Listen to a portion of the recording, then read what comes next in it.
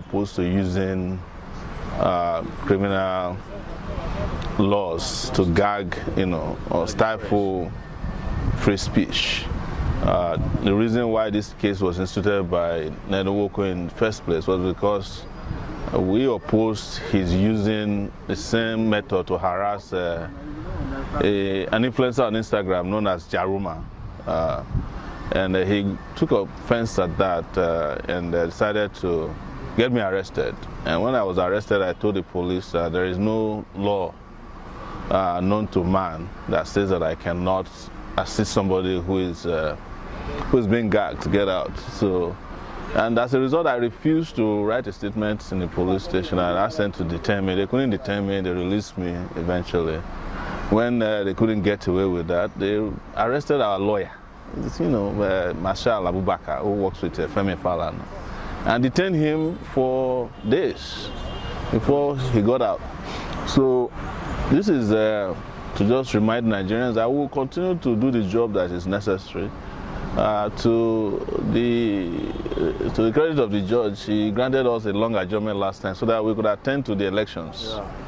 And the elections are over, or the selections are over now. And they have selected another president for Nigeria. These are part of the reason why we get prosecuted and persecuted all the time by the political class. It's because we don't agree with their method of doing things that do not work for the Nigerian citizenry. So we'll be back in June, and I also always constantly remind those of you who follow me to court that we have several of these cases. Some of them civil criminal. I see how the treason charge. My passport is still seized after 4 years in Nigeria. I also just recently been sued by, I think my 14th lawsuit for libel was instituted by Kayode Fayemi very recently. So the IG of police, former IG, sued me. The Attorney General of the federal government, Malami, I hope outgoing, also sued me. There are several of these lawsuits. But we will continue to protect the rights of Nigerian citizens to freely speak their mind on issues affecting them. And that's why Nigeria needs more than anything at this time, because we have been debased over time. And this very terrible regime held by Buhari will be leaving, according to him. And he was apologizing last week for the crimes they committed against Nigerian people. My response is that his crimes are beyond apology. He must pay for them. And this is what I've always said since I came back to Nigeria. I've been detained permanently here for the last 4 years, that all this will come to pass. And we will be in an era where we can boast and brag and thump our chests that we did our best within the circumstances that we found ourselves to ensure that this country continues to enjoy.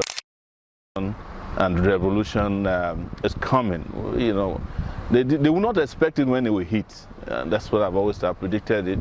And some of it are happening, but we are not yet out. We are just moving from fry pan now to the bottom of another face of it, to the bottom of another fire.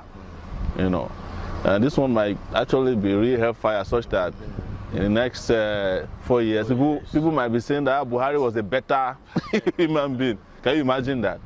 So, and to those of our friends in law enforcement, you have seen now how puerile your activities are.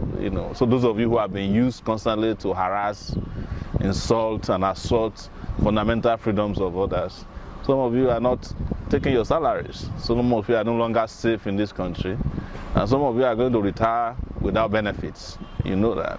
It's just a matter of time. All of you will regret what you did against people like us who are unjustly persecuted. But it's our country, and we have nowhere else to go. I don't have a Guinean passport. I don't have a passport for Sudan or any of this, or Niger, where Buhari said he will run away to. I only have a Nigerian passport, and it's been detained here at the Federal High Court. So guys, thank you once again for following us and for supporting. We will be liberated no matter how long it takes, and I can assure you of that. Thank you. Revolution now.